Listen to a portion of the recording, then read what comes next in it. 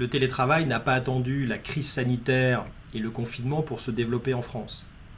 Selon Malakoff Humanis, le nombre de salariés qui ont recouru au télétravail au cours des 20 dernières années a été multiplié par 10. Ce qui fait qu'en 2019, avant la crise sanitaire, 30% des salariés étaient concernés par le travail à distance. La crise, elle a accéléré donc un phénomène qui était déjà profond, accélération d'autant plus forte que les outils et les plateformes numériques que nous avons utilisés ont démontré leur efficacité et leur fiabilité. Chez Dentsu, nous avions initié déjà de façon massive le télétravail à l'occasion des grèves de l'hiver. Et puis, avant le confinement, nous avions testé notre capacité à assurer une continuité de l'activité avec 100% des collaborateurs travaillant depuis leur domicile.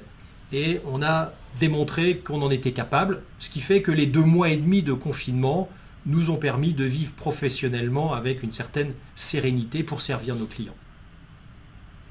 Alors à mesure que la crise sanitaire s'émousse en France, forcément se pose la question de la généralisation du télétravail dans l'avenir.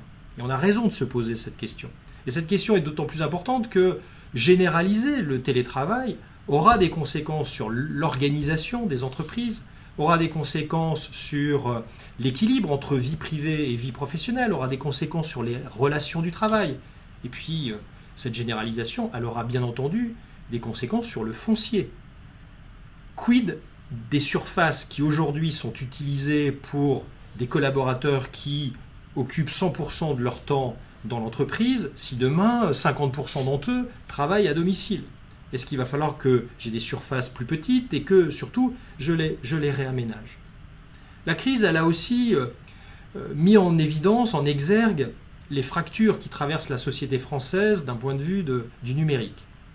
Il y a 2 types de fractures qui continuent de se creuser. Une fracture sur un plan technologique, puisqu'on voit que des concitoyens ne disposent pas du matériel pour travailler correctement à distance, que les infrastructures ne sont pas toujours de qualité pour assurer une connexion satisfaisante. Et puis aussi sur un plan culturel, ces fractures se manifestent par le manque d'autonomie numérique compte tenu d'une absence de maîtrise des outils qui sont mis à disposition pour travailler à distance. Eh bien, pour gérer ces fractures qui ne vont pas manquer de se développer, il faut qu'on assure 4 transitions, qu'on opère 4 transitions.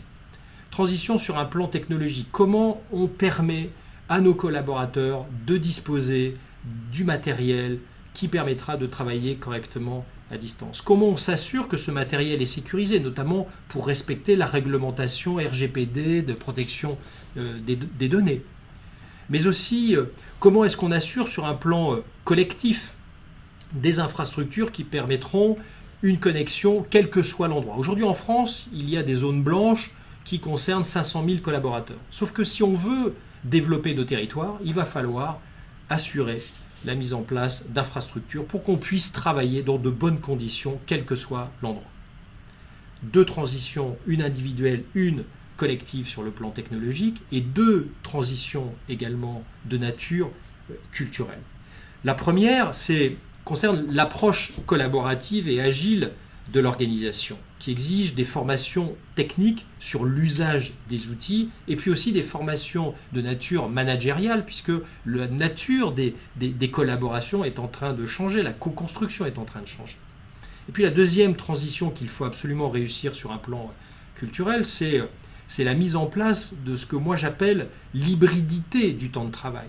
Puisque nous aurons du temps où on travaillera depuis chez nous, nous aurons du temps que j'appelle le temps nomade, on ne sera pas forcément chez nous mais on ne sera pas au bureau, et puis le temps où je vais consacrer ou que je consacrerai dans des espaces de sociabilité qui auront dû être adaptés. Donc il va falloir que je réinvente mes espaces, mes locaux et mes espaces de travail. C'est pour ça que j'évoque cette dimension du foncier qui va avoir une place très significative dans les transformations qu'il faut que je mène, parce que d'une certaine façon, ces lieux de sociabilité que sont les entreprises vont matérialiser cette nouvelle façon de combiner la diversité des modes de travail. Ces trois options qui seront à ma disposition.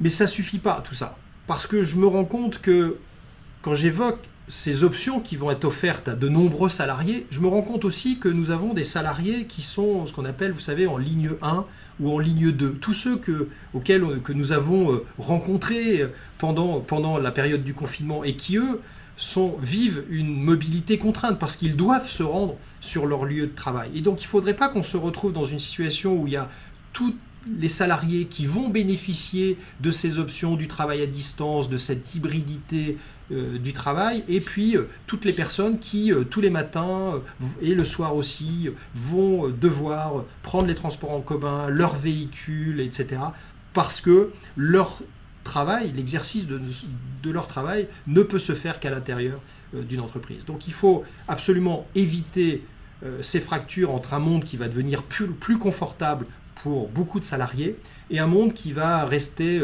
particulièrement contraint pour les autres. Donc il va falloir inventer des compensations. Peut-être que cette compensation peut s'exprimer à travers plus de temps, peut s'exprimer à travers aussi des jours de récupération qu'on pourra activer.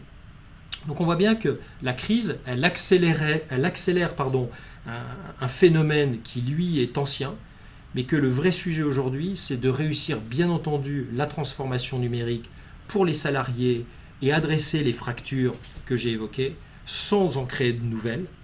Pour les salariés, avec les deux populations, les nomades qui choisissent de l'être et puis les nomades contraints. Et enfin, autre fracture qu'il faut absolument éviter et qu'il faut combattre, c'est des entreprises qui seraient très privilégiées parce qu'elles ont anticipé les transformations numériques il y a longtemps, et les entreprises qui sont en retard. Or, ce qui est en train de se produire et ce que provoque la crise, c'est une accélération du temps, une accélération des phénomènes, et donc toutes les entreprises connaissent cette transformation accélérée. Il faut absolument que toutes soient dans le train de la modernité. C'est le vrai challenge collectif que nous avons.